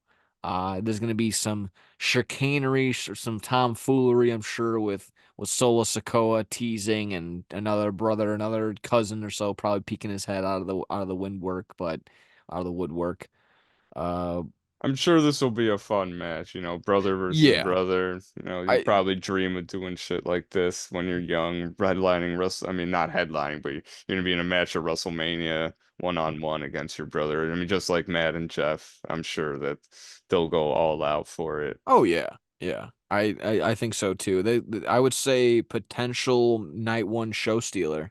If I say that right before I get to this other match, but I think that's definitely a contender. I think it's definitely a contender for match of the night. For sure. Depending on what these two individuals want to do here, Gunther and Sami Zayn for the IC title. Boy, oh boy, this would break the. I think Sami Zayn gets the win. I think they're building this up either that Really? Sami Zayn gets this win and gets the title, or a major heel turn by Chad Gable, which would kind of just make no sense. Uh, just it was just gonna be just like a giant fuck you to Sami Zayn from Chad Gable. He wouldn't really have anything to gain from it. Gunther would just kind of be like, "Oh, cool, thanks. Now I have the title, and I'm just gonna go on and be Gunther." Uh, Hmm. but they've been building this up really nice. Of course, I mean Sami Zayn, uh, works very well as a sympathetic character. I always thought that was good. So working this ought to be one of the other potential in my mind potential show stealers of night one right here. For sure. I mean, Gunther and she's always putting on a performance, so I can get on with that. Last two of night one, we got Rhea Ripley, Becky Lynch for the Women's World Championship. Mm. I am I'm on the fence, but I think the right move would be for Rhea to retain. Yeah, that's what I'm thinking. Rhea needs to go on a 2 year, if not more, reign as women's champion. There's simply no one up to her level, up to her poise, up to her match output. No one is as over as she is on both sides, on the men or the women's side. She is as over as all fuck. Taking the title off of her, other than to give her maybe time for rest if there's an unknown injury. But from what it seems like, a okay, healthy as a horse is Rhea. So but taking the title off of her right now, in my mind, would be a huge loss, a huge L point. So, you have a counter to that? Do you think Becky would be good, or you with Rhea? No, I'm Rhea. I've had enough Becky. I feel like she's kind of in the boat with Charlotte, or I don't know, they've been in the spotlight for long enough. I mean, let Rhea have her time, and I don't think Becky needs the title right now. Yeah, definitely not. Her time as the man, her that spotlight is come and gone. It is definitely Rhea's moment, and anything else going on would just be wouldn't be up to par. So. Yeah. Leave it to that. The main event, like I said, kind of teased at the beginning. We got The Rock. We have The Rock and Roman Reigns tagging up against Cody Rhodes and Seth Rollins in the main event. As we all know, if Rhodes and Rollins win, it will be everyone banned from ringside on the second night for Rhodes versus Roman. And if Rock and Roman win, it will be tribal chief rules, tribal rules, or whatever it is. Just essentially no disqualification. Anything goes. All interferences are going to be on the table. So The Uh, Rock and Roman are winning, right? th Now some people are kind of And you feel like they would try to put the odds as much against Cody as possible, so when he gets that win, it makes it that much more sweeter, right? yeah. I think that's what they would have to go. They have to go that way. They have to go that way. And it's going to bleed into to night two and exactly what it should be. I think we just kind of go. This obviously determines everything going into night two. If Rock and Roman win, that means Cody wins tomorrow. If Cody and Seth wins, that means Roman and Rock retain the next. That means Roman retains the next night. That's how I'm thinking of it. I'm sure there's other which ways of getting to where it needs to be, but uh, I think, yeah, Cody, Roman and Rock win night one for Cody to all exactly that. All the odds are stacked against him. Here comes Solo, and here comes this, and here comes that. But who's going to be in Cody's corner? Out comes Stone Cold Steve Austin, and out comes John Cena, and out comes can't be Ted DiBiase Jr. But anybody else in Cody Rhodes's past, or maybe the Rock's past that could have been fucked him over. I don't think MJF is coming. Sorry, No. not happening. That's Maybe also maybe they'll let Dustin Rhodes show up. Maybe if AEW, it'd be cool if That'd be AEW or very WWE interesting. somehow let that happen. But Yeah, I mean that would be the ultimate forbidden door is open. A guy under AEW contract is in a WWE ring. That would just be that would be that. That would for explode. sure. That would be the moment. That would be the WrestleMania moment that everyone was looking for. Finally, WWE recognizes another company, or just there's the real Forbidden Doors open. You got two other people and two other companies here. That would be amazing. That would be, but my only pullback is similar to Royal Rumble and Elimination Chamber. Everyone was just like, "Oh, what's going to be the big pop? What's going to be the big thing?" I don't think there's going to be any big surprise other than people, whoever the two maybe two big names are going to come out to help out Cody, and I'm not quite sure who it will be. Sean Spears, is he going to come out and help Cody with his No, chair? QT Marshall. Oh yeah, that's right. They're gonna Oh And Jesus. Anthony Agogo. So I got this guy. Anthony Agogo. Yeah, he's from England. He's And Joey Swole is gonna attack A Town Down Under. So who the hell is that? this guy on social media that whenever people make gym videos and like people are being rude or something, he duets them and he's like, mind your damn business.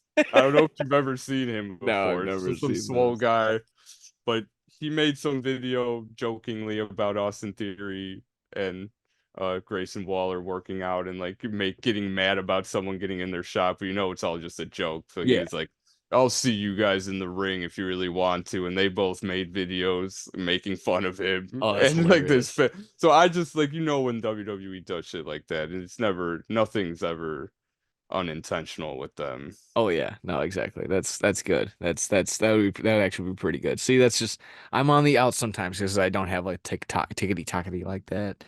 Just whatever comes up in my Instagram reels. Uh, but yeah, exactly that. Whatever happens is going to determine night two without a doubt. So I guess we're both kind of under the impression that Rock Roman win night one, setting up for Tribal Chief rules night two. Yeah, that's what I'm Okay. thinking. So with that mindset, let's go into night two.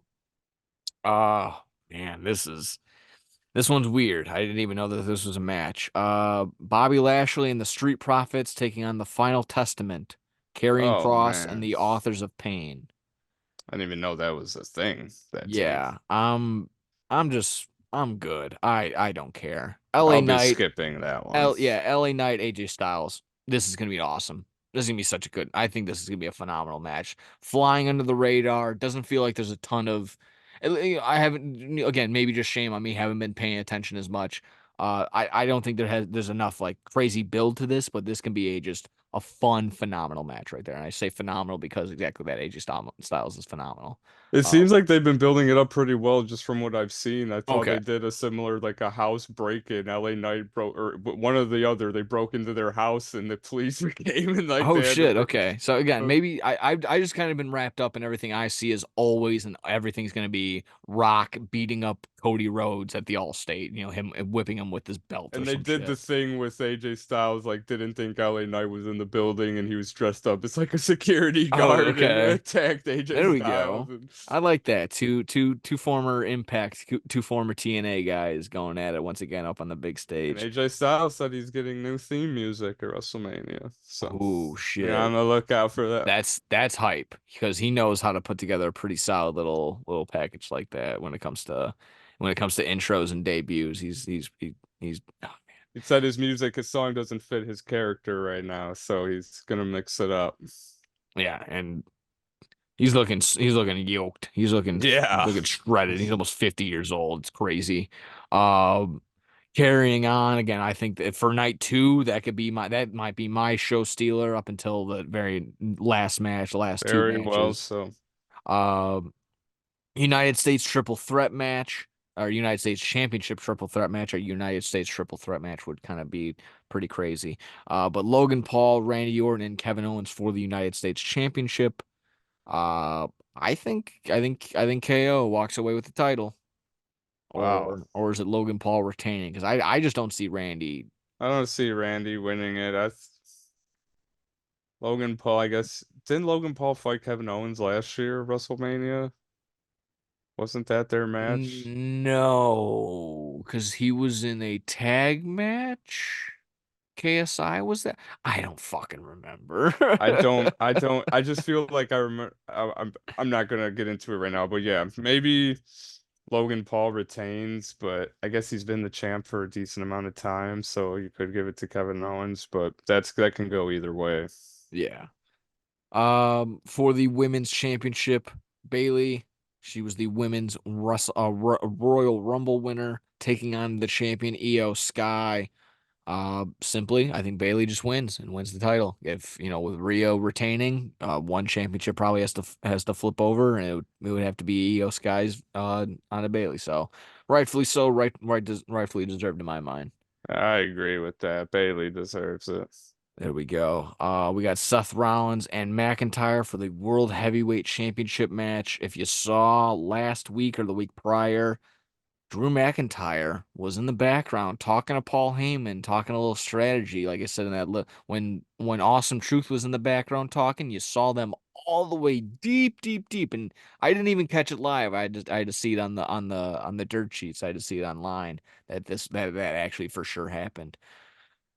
Uh with CM Punk on commentary, Drew McIntyre has been the best just follow as of late, the best troll, whatever you want to say, just hooking into to CM Punk and everything like that. So I think he's been absolutely phenomenal. He has not missed a single time. Every time he's trying to make fun of really anybody, Mindy's Bakery, just everything. It's just been absolutely hilarious. So Drew McIntyre's been an absolute great follow. I think he deserves the win. He deserves to win the championship in front of fans, unlike when he won during the COVID year. This is that time. Seth Rollins, you can say he's cleared and he's not hurt. He's hurt. He's in pain. They're gonna give him some time off, and there you have it. So, I would think possibly with that whole McIntyre interaction, maybe McIntyre gets involved on night one, fucks over Rollins, and fucks over Hmm. Cody, and giving Rock and Roman the win, allowing for the no disqualification bullshit. Maybe they try and go back and fuck over McIntyre, but I think McIntyre probably should just at the end of the day go home with this win. So, uh, Yeah, I think he's also a guy that's deserved it. I mean, winning championships during the COVID era when he never got a chance to get the fans to soak it in. So why not give it to yeah. him now in front of this huge crowd? Absolutely. And the way that we're painting this picture finally in tribal chief rules, most likely Roman Reigns, Cody Rhodes. Mike, does Cody Rhodes get the story done? Yes. I mean, I think they have to. Yes. Yes. He has to win. There's no other ifs, ands, or buts. It's been a year. And I remember watching last year's WrestleMania at your brother's and being like, they're really, Do you remember how hard I laughed? yeah. And I I remember we were couldn't talking believe it. about it, like thinking like, are they really going to build this up for a whole nother year? And that's exactly what they did. And Yes, jokingly, we're all sitting there like, no, they're not going to do that to us. There's it's just how no predictable way. WWE is. Yeah, we are like, they're gonna have to build this up again because Cody has to finish the story, and we were like, and he can't finish the story unless it's at Wrestle. Like we were saying, he has to finish at WrestleMania. He can't just win at like Backlash or Yeah. something. So it's like they had to build this up again till this next WrestleMania, and that's Gonna exactly what they finish the did. story at Money in the Bank? Like, what are we talking about? Come on. That And doesn't they have the same tried to pull. rob the people. They were gonna fucking do Roman versus Brock. They were gonna do it until the Yeah. crowd backlash so hard that they had to pivot and move to something else like this. So, I mean, he has to win. He has to win this, and if he doesn't, then that's really it. Like, I don't see him ever. Like, the storyline's over if he doesn't win at this match. Like, Yeah. that's it. And some are already speculating that it could I'm up in the air. I'm still 50-50. I'm on the same side as you in the sense that they need to, in the sense to just save Cody Rhodes at all from a guy like me, like being like, there's no way if he loses again, there's no way I can realistically say like that's gonna be your guy, that's gonna be your mainstay of the company, a guy that they just embarrassed 2 years in a A row, whole nother year of Cody in a suit in the middle of the ring. I crying. need to finish the story. Yeah. What do you want to talk about? Like that's you're gonna rely on that again. But there's also that same side where, Roman is just short of breaking, Hogan's record. Are they really gonna do that to him? All that buildup to just fall short of potentially breaking the modern record of days consecutive with the title. I- it's very That's the much one thing. Yeah, that's the one thing that people are on the fence with That's because the he lingering thing deserves. for me. What? How are they gonna do that with the whole storyline with the days involved? Because there's no way they're gonna go this deep and not at least try and break that. If you just get short of that, that's seems like such a kind of wasted time in my mind. Yeah, it kind of makes the whole title run. I mean, not all for naught, I Yeah, guess, not all but for naught in this in that sense, because of course you go back last year's Bloodline was you could argue the most red hot story in all of wrestling, and then just going back and forth this year. Uh, but even that sense, like you were talking about, wasted time, wasted opportunity with Cody, that would be a huge wasted opportunity right there. Like, oh, would have broke Hogan's record. You put all that time and effort just to fall short of like a couple hundred days or something like that. yeah. Would be a pain in the ass just in terms of looking at it like that. So they WWE for some like myself, I might laugh at one decision, but you can't really lose in either which way. Others will be like exactly how you're kind of thinking of. It will just be an absolute joke if Cody does not win this, and rightfully so. It would be exactly that. I, I'm kind of I'm on the fence. I would love to say that they are definitively going to give the title to Cody, but last time I was on that side, they didn't. So with all that and with all that said in there, with the idea that anything goes, and with all the backfire, like oh the bloodline's gonna add so much, Cody might have some tricks in his back pocket as well, of terms of who's gonna come and help him and all that Yeah. jazz. So it's shaping up well. Like I said, is it the most exciting? Is it going to be the best ever WrestleMania to ever WrestleMania? No, there's potential for sure, but there's solid build up to a lot of stories. There's a lot of potential for just WrestleMania moments. Everyone loves those. There's not enough of those every single year. Uh, but it could be a not a fall on your face WrestleMania like, others have been, like 27, 30 something, 32, whatever it was. So I think it could be good to great. And if it's anything less than that, then that's kind of just disappointing. So Yeah. overall, any other lingering thoughts, questions, concerns with WrestleMania 40? No, not on my end. I think the Sox are about to win. No way. Don't Yeah, do that to me. I'll get that little sports notification soon. That's ESPN. Um, but if that's the case, if we're good. Just got all our takes in there for the day. Check please. Thank you. Very cool. Episode 59 in the books. Thank you as always, Mike, for joining of me, taking course. the time out of your day. I know coming off of work, dealing with that, getting in here, talking some fun jazz. Anything other final lingering thoughts for the people for you before I plug away and sign off? Have a great rest of the week and a great WrestleMania weekend, everybody. Exactly that. We hope to see you for everything that's going to be going on next week. Enjoy WrestleMania 40. Again, blow the whistle Mondays and Wednesdays, 2 to 4 on twitch.tv/SportsTown Shy. Johnson and Combs on Tuesdays. Back to blow the whistle on Wednesdays. No Substitute for Sports Live on Thursdays. Bad Karma Wrestling on X Bomb Sports Twitch page on Fridays. Of course, once again, April 25th. April 25th. April 25th. That is the NFL draft. But you, sir and madam, you are going to be at the Rosemont Dave and Buster's, ready to rock and roll with us in person, reacting to the draft, talking, all that fun jazz. It's going to be a great night and can't wait to see you there. So, from everyone here, from everyone at home, Alan taking notes, Troy always calling in and telling us about some Kentucky news. Enjoy the night. Enjoy the rest of your week. Bye bye, everybody. Yeah. We'll see you.